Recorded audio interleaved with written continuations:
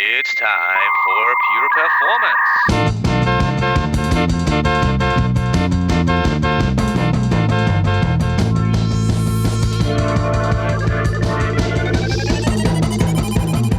Get your stopwatches ready. It's time for Pure Performance with Andy Grabner and Brian Wilson.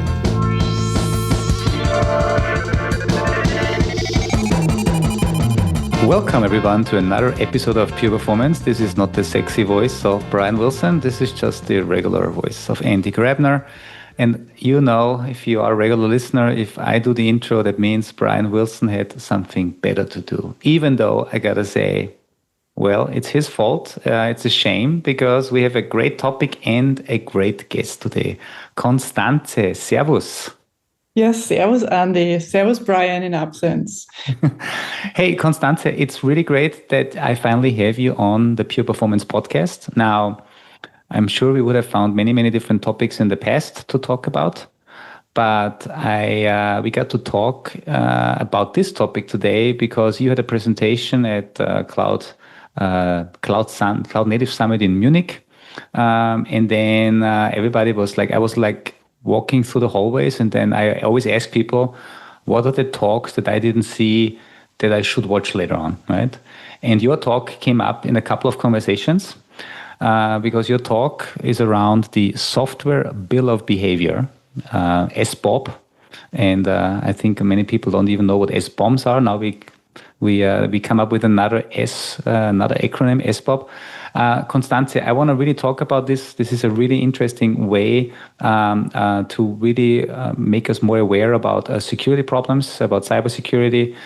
Before we dive into the topic, I would like you to explain to the audience who you are, your background, just a little bit so that our listeners get to know you. Yeah, thank you, Andy. Yeah, this is a topic that came out of almost nowhere. And the name, actually, he's also not here. Vadim today was actually the one that coined this beautiful name, SBoB, just as the SBoMs. So my name is Constanze. I am now a key researcher at SBA Research in Vienna, but also I'm working independent, trying to be also an entrepreneur. So my goal nowadays is to use my previous understanding, both as a theoretical physicist, as well as my experience in finance, in reinsurance, in regulated sectors, as well as in pure R&D, to make especially Europe more sovereign and more resilient. And this idea is really something that happened out of nowhere. And when we saw that people understand it and people adopt it, then I found, I will put in some effort to just check it out, have it challenged by the community, if this so-called software bill of behavior would be something that makes security actually usable. Because when we talk about resilience, cyber resilience, sovereignty, all of this is, beautiful and academic, mm-hmm. But the danger is always that it dies, right? Because nobody can actually use it in their everyday life. And so this is why this topic is quite different from everything I've done before, because the idea was accepted much faster than the technology. And I'm really excited to talk about it. And I'm currently this is my hobby at the moment. So I'm not getting any funding. I'm not, I'm just convinced that it should be tried and challenged by the community. Yeah. And folks, as we are going through the topic, the first thing, and I will probably mention this once or twice or more, there's a really good website, or it's a GitHub repository that Constanze and also Vadim, you pointed me out. It's the software bill of behavior, the tooling BobCTL or BobCuttle, or however you prefer to pronounce it.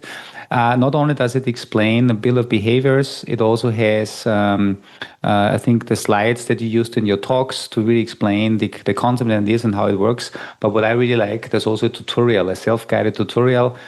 Folks, the only thing you need is a GitHub account, and then you walk through a self-guided tutorial. Quick shout out again, because you have kind of a dev container that runs in there like a virtual machine that runs all the software and does everything. Can we do a quick shout out to the team that is providing this particular service? Absolutely. This is Ivan you might know him from the server side. He has a blog, and this was his live blog, eximiuslabs.com. And affordable server-side training. And we now use it for research for open science and for sharing our upcoming, standards, hopefully. Mm-hmm.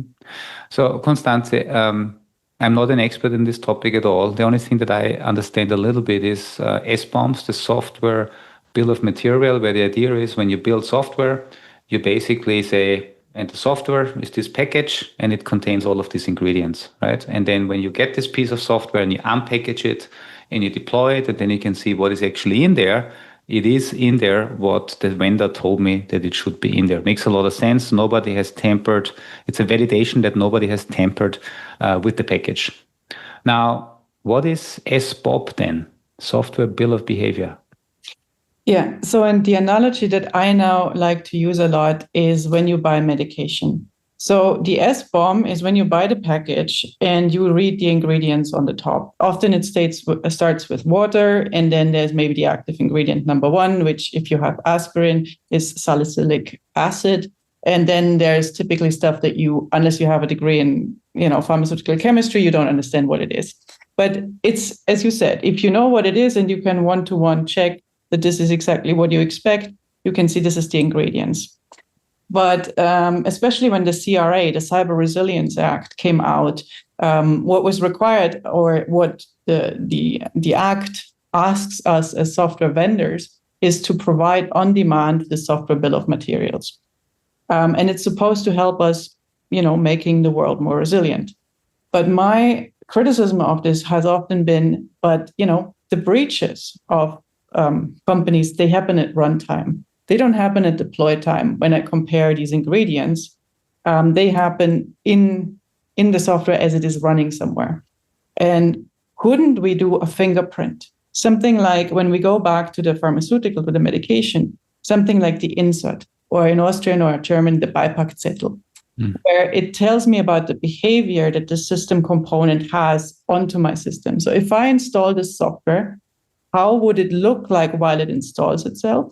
So basically to fingerprint the installer.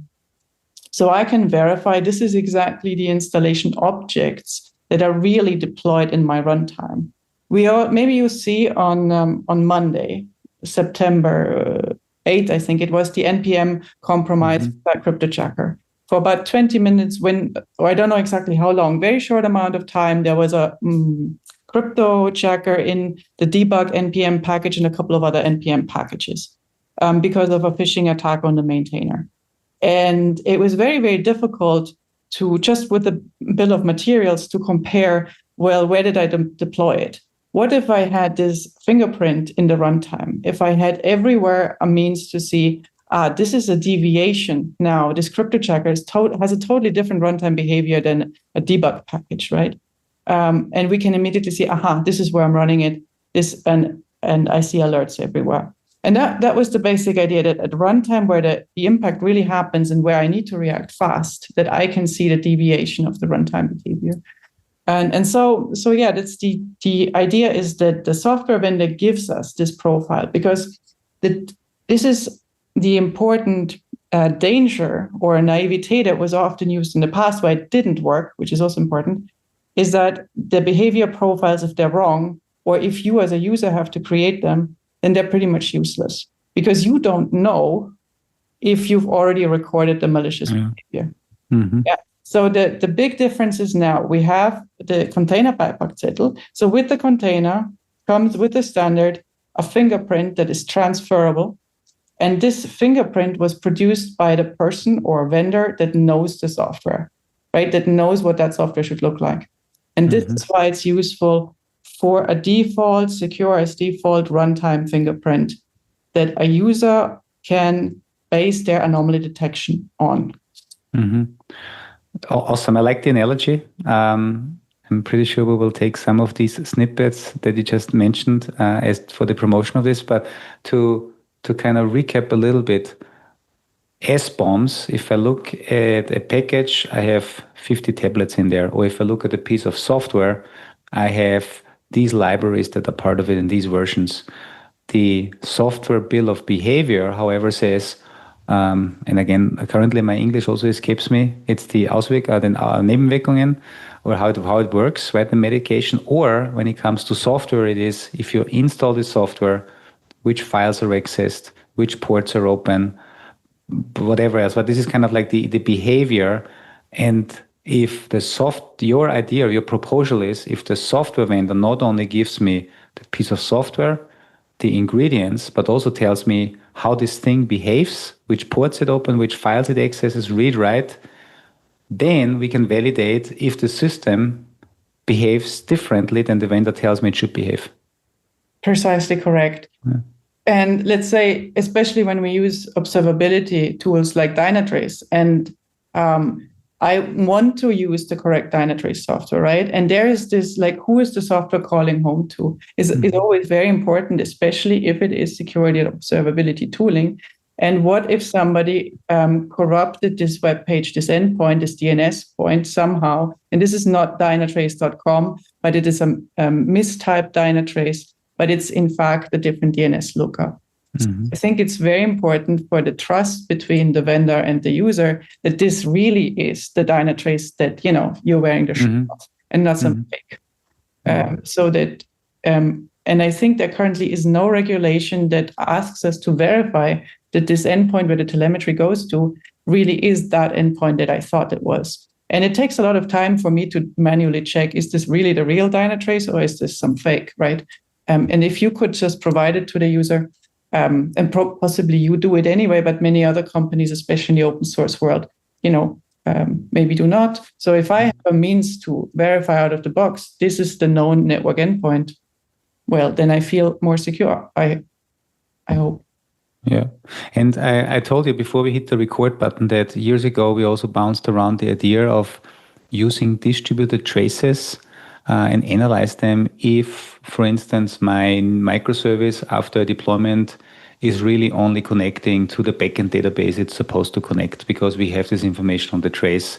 Or a more common thing we actually analyzed with this is sometimes configuration mistakes happen and then you deploy a new version in pre-prod and it connects to the production database. So it connects to an environment it shouldn't. And we only had trace data available. And now my question to you, going down a level deeper on the technical level, how is something like this implemented? So currently it is an eBPF tracer.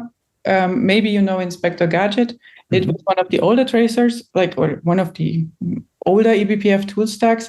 And Kubescape is another open source tool in the CNCF as well that wraps a lot of different projects and also wraps Inspector Gadget in the Kubescape node agent. And what it gives you is a single YAML file. It's a flat YAML file. It can be really arbitrarily long, and it records all the file opens, the syscalls, the capabilities, the network endpoints, also the protocols and headers even, and the syscalls. And you can specify rules if you have etc. And so there are also other tools that we don't yet work with, like Neuvector. I know it does something similar. I don't know it in detail yet, but for example, so this is not the only tool that does such a thing.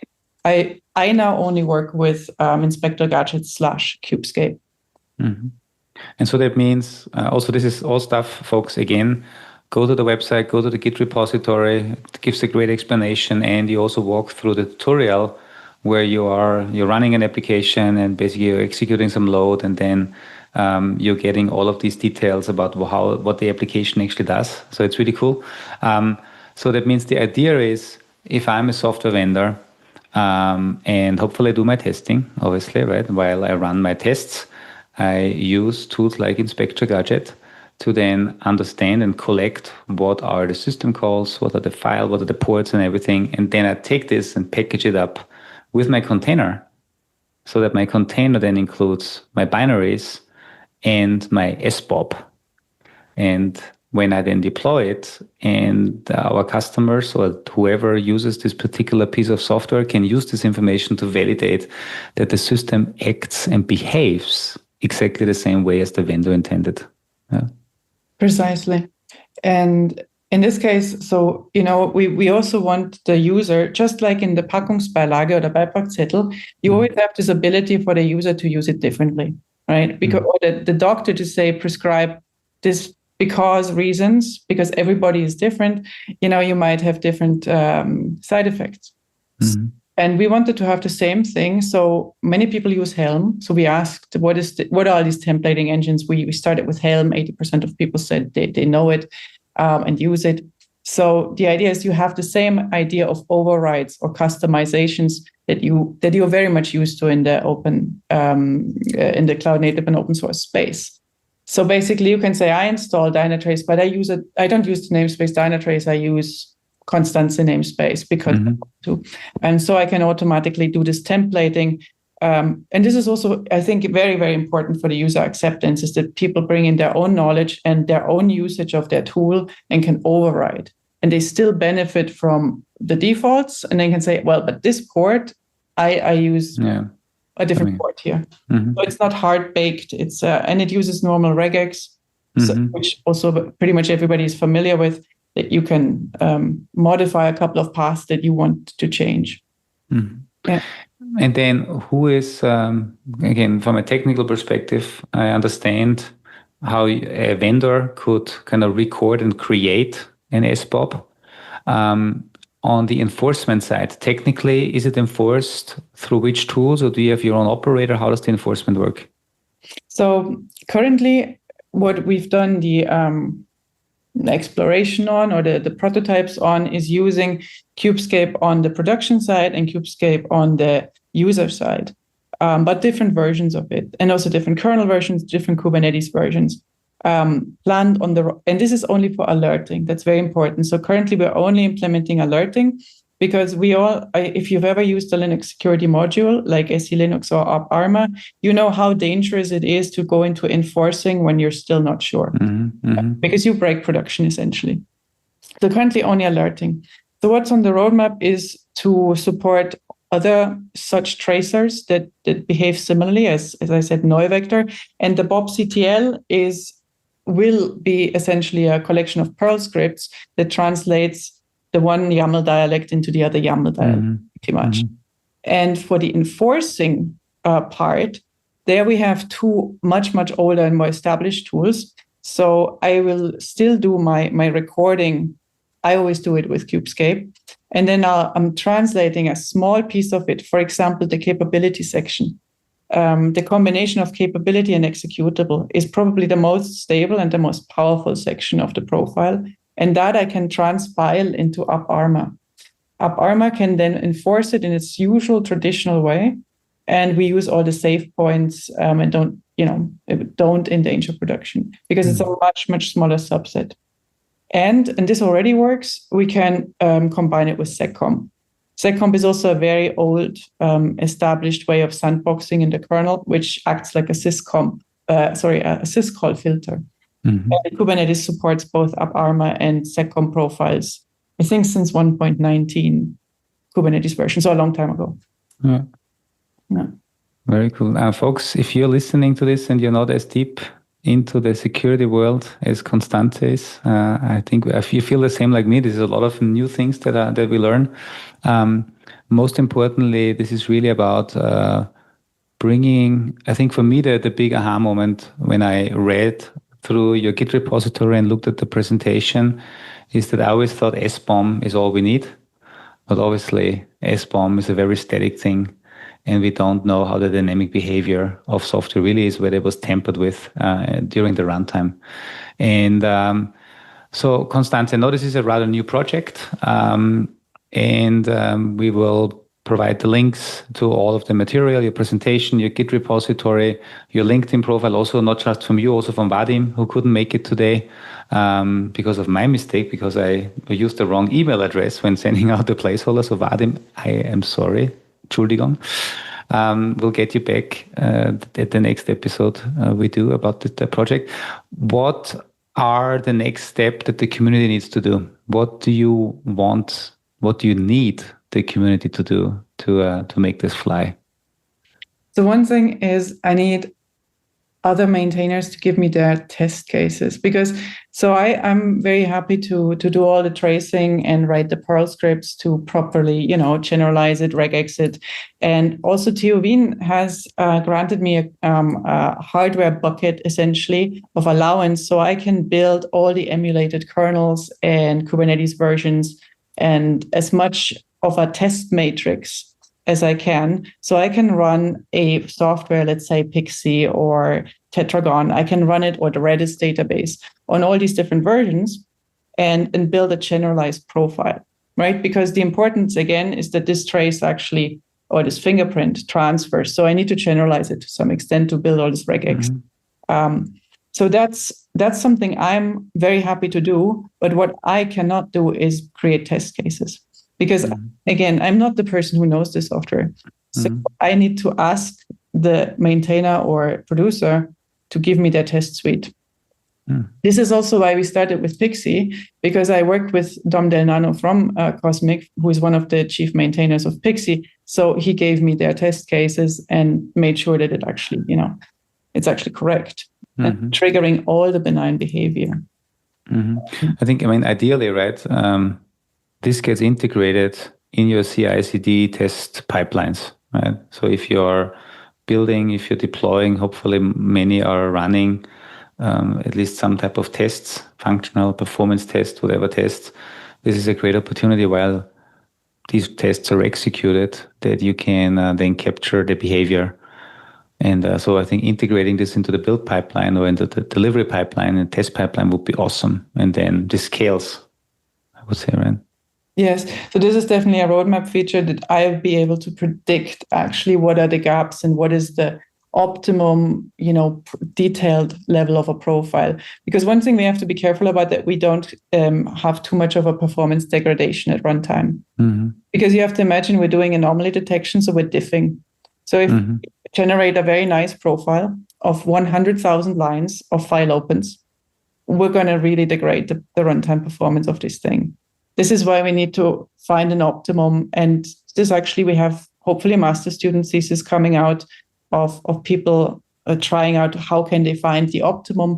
Also, and this is another cool thing, is to avoid this alert fatigue in the people that need to deal with the alerts that come out of the anomaly detection, right? You want to find that optimum ratio of false positives versus noise, true positives versus noise, for this to have a good decrease in the attack surface, but not too much false positives for whoever looks at the SOC report.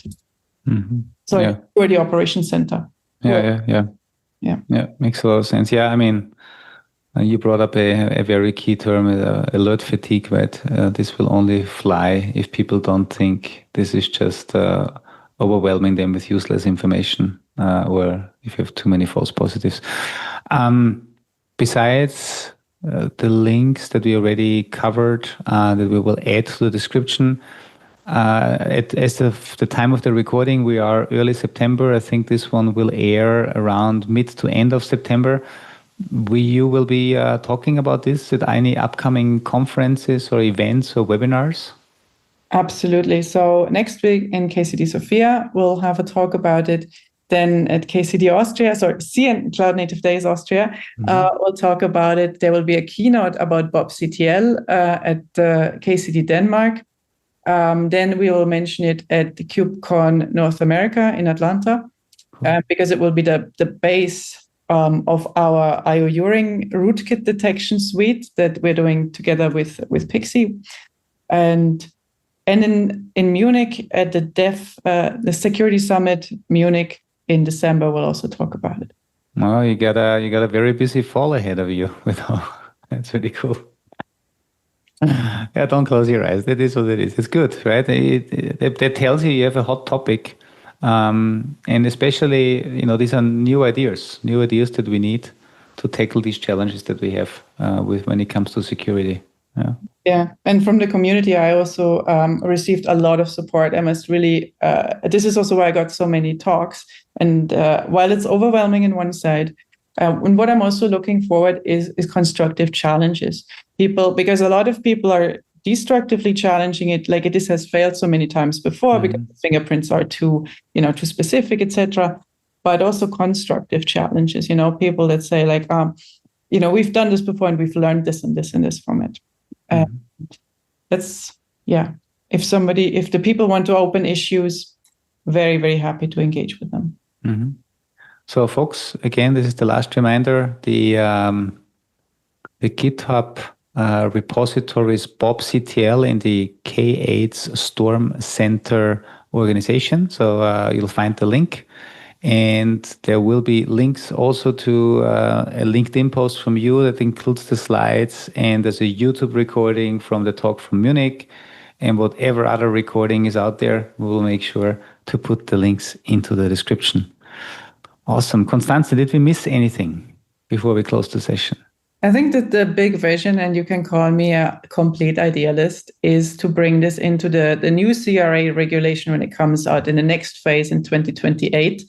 Because I think if it succeeds, it could really help us create a lot more trust in the software world. Yeah. And this is the Resiliency Act from the European Union. For those listeners that might not be familiar with cybersecurity in general or with the European regulations.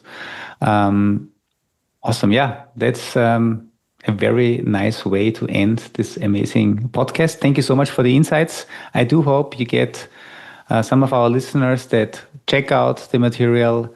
Don't forget to star the GitHub repository. Don't forget to go through the tutorial. That's really great. And yeah, thanks for your little bee here. If you have seen the screenshot that we took, the thumbnail for the podcast, you may have seen a little bee in the picture. And if you watch the little video that we have in the LinkedIn promotion, you will probably also see the bee on the shoulders because it was sitting there for a while. Awesome. Constanze, thank you so much. Danke. All the best. See you soon. Thank you so much, Andy. Thanks so much for your time. And Brian, you missed out on something.